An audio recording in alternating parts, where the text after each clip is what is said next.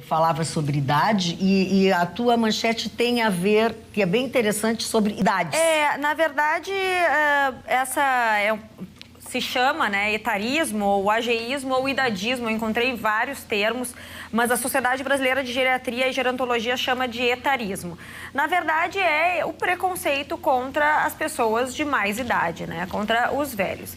E é super pertinente trazer esse assunto agora, porque a gente vê com a pandemia essa questão da divisão né, quem está no grupo de risco e quem não está. Eu já trouxe uma pauta semelhante com a sensação de preconceito que muitas pessoas têm vivido no mercado de trabalho por estarem sendo afastadas, enfim, né, com medo de depois não retornar, porque eventualmente podem vir a ser afastadas de novo e aí os empregadores não vão querer, mas o buraco, na verdade, eu não posso falar essa expressão, a situação é bem mais complexa do que isso.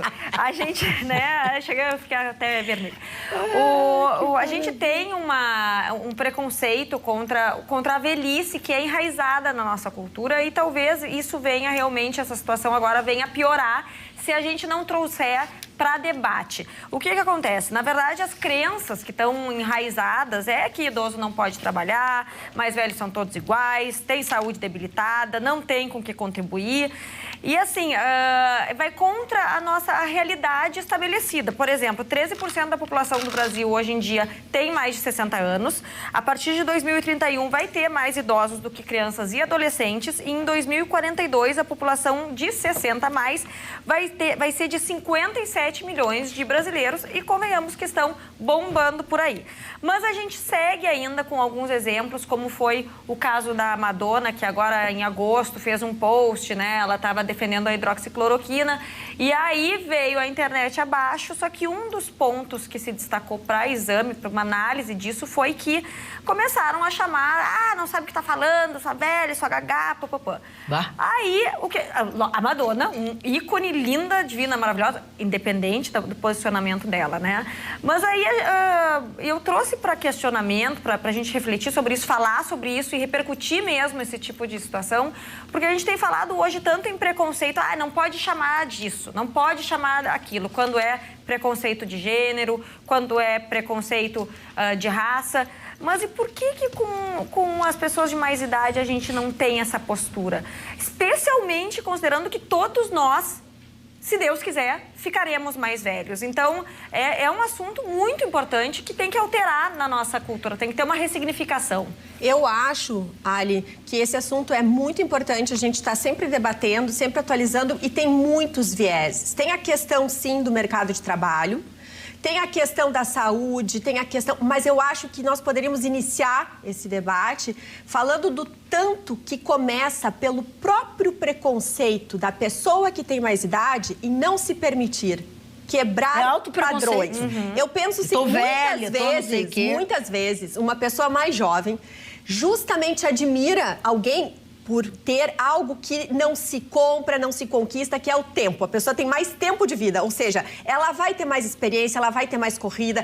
E às vezes tu admira essa pessoa e tu nota que o outro desconfia que tu não vá admirá-lo por ele ser mais velho. Pensa, não, como é que eu vou estar com uma pessoa mais jovem? Ou como é que eu vou fazer determinada coisa que só tem jovem fazendo? E é importante porque é assim que a gente vê, por exemplo, pessoas como o empresário Abílio Diniz, que tem mais de 80 anos, tem ali um casamento feliz, filhos jovens, uma vida pela frente. E quando tu escutas o que ele traz, quanta experiência, quanta coisa faz pensar, né? E tá ali, tá firme, jovem. Mas com o dinheiro que ele tem no bolso, também estaria maravilhosa. Mas tu vê gente que tem dos Estados Unidos, que tem 74, 78 anos, pegar, né? Nesse assunto eu quero pegar dois enfoques. Primeiro, nós já estamos aqui com média de 78 anos, subiu muito a média de idade, e isso que nós temos uma mortalidade infantil no país que é extraordinária, porque senão essa média seria muito maior. Segundo, eu conheci alguns empresários ao longo dessa minha vida, e eu estou já mais na terceira idade, né, Dana? Vamos lá, seu Ruth. Pula essa parte. Mas eu conheci muitos empresários que me diziam exatamente ao contrário. O jovem, e não é depreciar o jovem, mas o jovem, por ter anseios, ele está sempre trocando, ele daqui a pouco casa, a mulher daqui a pouco engravida, daqui a pouco o marido não quer que ela trabalhe. Quando tu pega um homem maduro, onde ele já estabeleceu seu casamento, seus filhos já passaram aquela primeira idade escolar, ele só quer dar sequência no trabalho. Ele é um extraordinário trabalhador, ele falta pouco, ele apresenta toda a experiência que a Roberta disse. Faz diferença. Então, muitos empresários, lógico, tem atividades que eu acho que estão inerentes à juventude, esses games que estão surgindo, tudo, eu acho a nossa geração teria muita dificuldade, mas tem inúmeras atividades que nós podemos contribuir e muito com essa experiência. A pessoa que tem mais idade se sentir sempre apto ao novo. Não, e muito interessante isso de ter menos motivos para desfocar, né? Porque quando mais novo tu tem aquela vontade de abraçar o mundo. Então, assim, foco é nisso, isso que eu já sei que me interessa.